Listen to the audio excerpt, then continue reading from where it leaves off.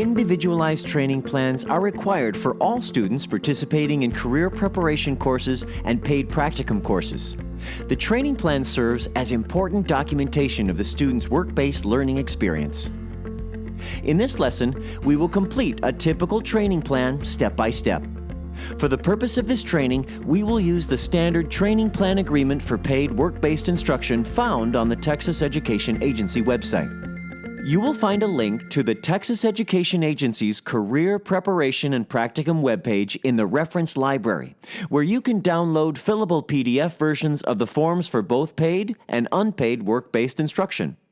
Or you can download Word versions of the training plan agreements from the Checklists and Templates library. School districts are permitted to create their own training plan agreement forms as long as they include all of the information contained in the standard versions found on the TEA website.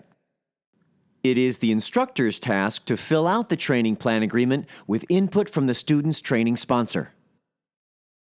The first page of the training plan agreement must be completed in its entirety. This page provides important basic information concerning the training plan. Also, the information entered on this page is needed to show that the student meets the requirements of child labor laws and Texas Education Agency rules. The teacher coordinator should complete all of the student information requested.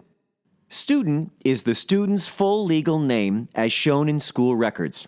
If there are any discrepancies between the student's school records and the student's proof of eligibility to work in the United States, you will need to resolve the discrepancy based on local policies before placing the student into a paid training site. Grade is the student's grade level at the time the student begins the course. Age is the student's age at the start of the course based on the student's birth date. Please note that students under 16 years of age are not eligible to participate in work-based learning experiences. On the training plan, the instructor must enter specific school and course information. For school district, enter the full name of the local education agency or school district where the student is enrolled. Do not use any abbreviations other than ISD for Independent School District or CISD for Consolidated Independent School District. Remember, several school districts may have the same initials as yours. For example, CCISD could stand for Corpus Christi ISD, Crystal City ISD, or Clear Creek ISD, among others. For state documentation purposes, it is important to avoid possible confusion. For campus name, enter the full name of the campus where the student is participating in the work-based learning experience. This may or may not be the student's home campus. For training objective, enter the occupation or job title for which the student is training. For business name, enter the full legal name of the business or organization sponsoring the work-based training. For career cluster, enter the primary career cluster focus of the training station. For practicum courses, the career cluster focus must match the career cluster under which the specific practicum course falls. Any of the 16 federally recognized career clusters is acceptable for career preparation courses, so long as it is appropriate for the student's chosen career path. For CTE course title, enter the specific title of the CTE course in which the student is enrolled. Be sure to designate whether a course is being taken as a first or second year experience, for example, Career Preparation 1 or Career Preparation 2.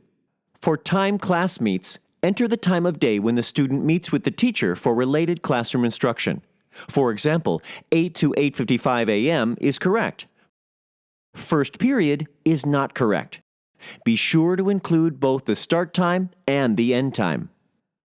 PEIMS code refers to the 8-digit PEIMS course code approved for reporting the course in which the student is enrolled. PEIMS codes for CTE courses can be found on PEIMS Data Standards Code Table C022. You will find a link to Table C022 in the reference library of this training. Notice that the first 3 digits of all career preparation courses are 127, to correspond with Chapter 127 in the Texas Administrative Code where the career preparation course texts are found. The first 3 digits of all practicum courses are 130, to correspond with the number of the chapter in the Texas Administrative Code where the texts of all the cluster-specific courses are found. Training plan agreements for paid work-based instruction must include the beginning hourly wage and number of hours per school week that the training sponsor agrees to pay the student. Normally, a student in paid work-based training should receive the same wage that would be paid to a beginning worker performing similar functions. There may be instances when the training sponsor has been granted authority to employ the student at sub-minimum wage during the student training period. Sub-minimum wage is 75% of minimum wage. Or the training sponsor may choose to pay the federal youth minimum wage of $4.25 for up to 90 calendar days. Refer back to Section 5.3 of this training for information on minimum wage laws. When completing a student's training plan, it is important to keep in mind that students must work a minimum of 10 hours per week on average to receive credit for a 2-credit course, and 15 hours per week on average to receive credit for a 3-credit course. On training plan agreements for unpaid work-based instruction, there is a paragraph stating that the work-based training experience will be unpaid. The paragraph also specifies 6 criteria an experience must meet to qualify as an unpaid work-based training experience. The training period should begin on the first day of employment or the first day of school, whichever is the later date. The training period should extend through the last day of school or the student's graduation date, whichever is the later date. The probationary period is determined by the training sponsor based on the employer's standard policies. For the question, is the training objective listed considered to be a hazardous occupation by the U.S. Department of Labor, Employment Standards Administration, and the Wage and Hour Division, check the appropriate response, yes or no, to indicate whether the training objective, occupation, industry, or any of the tasks the student will be performing at the training site has been declared a hazardous occupation by the U.S. Secretary of Labor.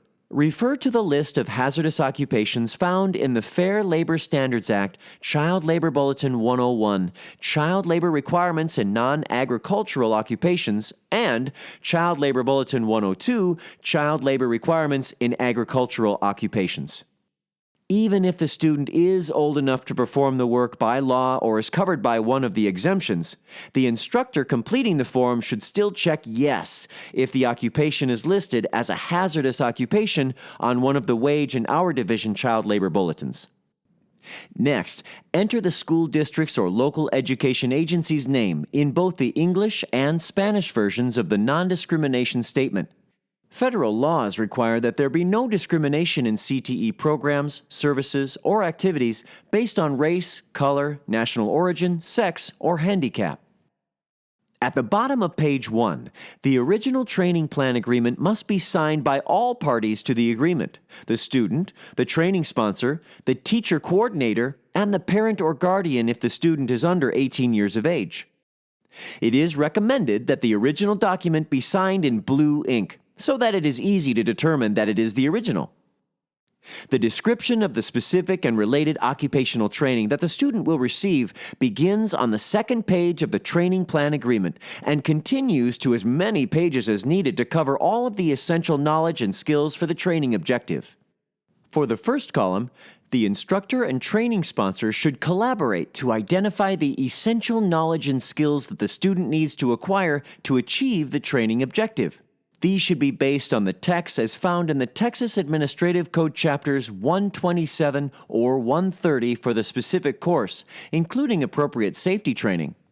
Next to each essential knowledge and/or skill statement, indicate with check marks in columns 2 and 3 whether the occupational training and information will come from work-based instruction, individualized class study, or both. In column 4, across from the corresponding knowledge and/or skill statement, list study assignments, tasks, and/or reference materials assigned to the student to supplement the work-based and classroom instruction for the respective texts. After listing all of the essential knowledge and skills for the training objective, it may be appropriate to add a section for advanced occupationally specific knowledge and skills. This section is designed for advanced training and study, which are above and beyond the essential knowledge and skills required in the career preparation or practicum course. These are occupational knowledge and skills required to achieve the training objective, but not related to any of the state-adopted texts for the course. It is suggested that the copies of the completed signed training plan be on file with the Director of Career and Technical Education, the teacher coordinator, and with the training sponsor. A training plan agreement is a student education record and should be handled in accordance with the Family Education Rights and Privacy Act, or FERPA, and local district policies. Training plans should be retained for a minimum of 5 years after the student exits or completes the program, or in accordance with local district policies for student record retention.